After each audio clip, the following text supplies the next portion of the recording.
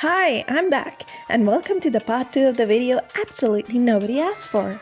Yet, my brain insisted on making anyways. Before we get into the chaos, let me properly introduce the star of this whole piece. This artwork is called the Seer's Room. It belongs to our girl Xandria. Yes, it is spelled with the alphabet X. She lives in a tiny cursed kingdom called Ares. where technology simply does not exist. So she sends actual handwritten letters. Her room is filled with potions, artifacts, sparkly things, and centuries of emotional damage. I just explained myself. I might be projecting. And the purpose of this poster I'm making is for my future Etsy shop. So if you like it, feel free to support my broke artist era. Anyways, let's begin. So, as you can see, the first thing I did was actually do a very clean line art. Now you will see me coloring the potion bottles. You can see the references on the top left corner because I forgot to remove the entire video. Now I mixed what I call magical blues to make the first bottle look like it's filled with swirling potion. Then came the eternal struggle trying to make the glass textures. Textures are my enemy, so I don't think I'll ever win. Next, I painted the tiny beads one by one because clearly I want to test your patience. But then I moved on to the orange bottle. Here you can see me using pinks, light greens, and yellows. These colors are really complementary to orange. So I added the darker pink in the end because the base color, it kept disappearing. Then came the part where I struggled with 10,000 brushes trying to figure out what to put inside the bottle. Coloring it was painful, as you can see, so I will spare you the torture and I will speed it up. And this bottle ended up very light in color, which was my initial target basically.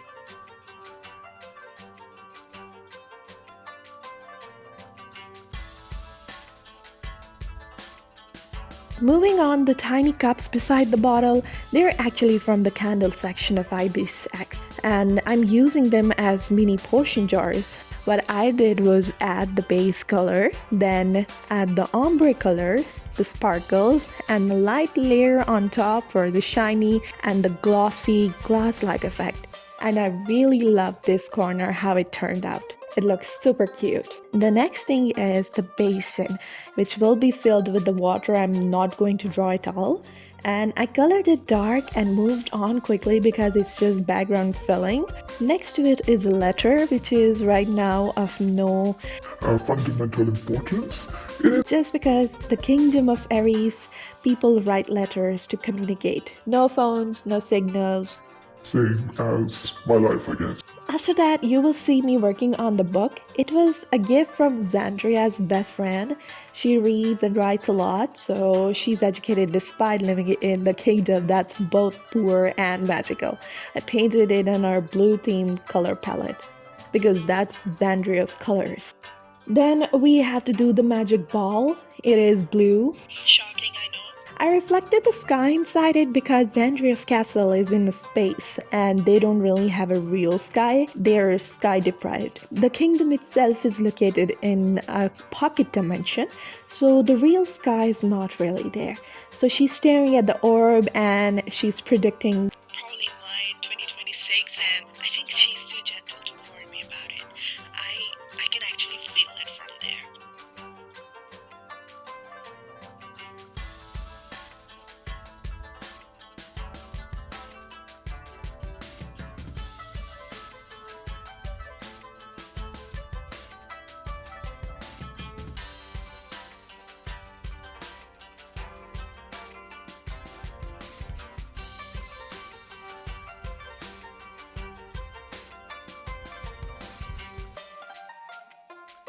So behind our character there is a shelf, and on this shelf there are a lot of orbs, as you can see, and these orbs are basically where Xandria, when she sees futures, she stores all of those memories in those orbs. So I just quickly drew round circles, all the orbs.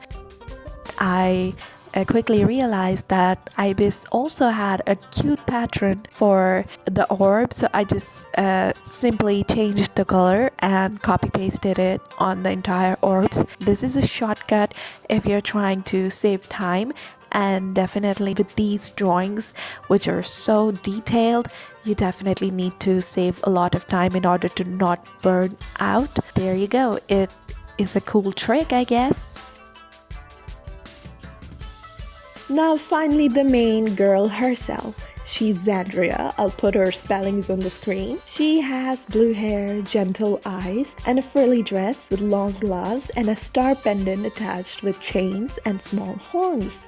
I struggle with anatomy, specifically boobs, as you can see right here, because the angles and I are not friends at all.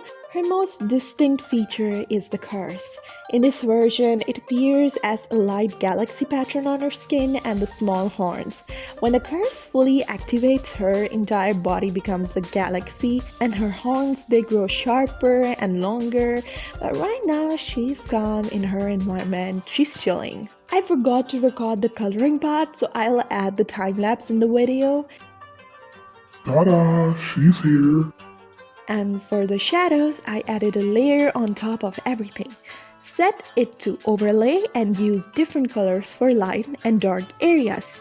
I added reflected colors from the stained glass window into the water, on Xandria's ass, and lightly over the shelf itself. And that's it, the final artwork. I've been drawing this for a week straight and it has been exhausting, but I'm happy that it's done now. I hope you guys like my video, and I would really appreciate if you can subscribe to it, because I really want to grow my art channel, and I know I'm nothing without subscribers. See you in the next video. Bye!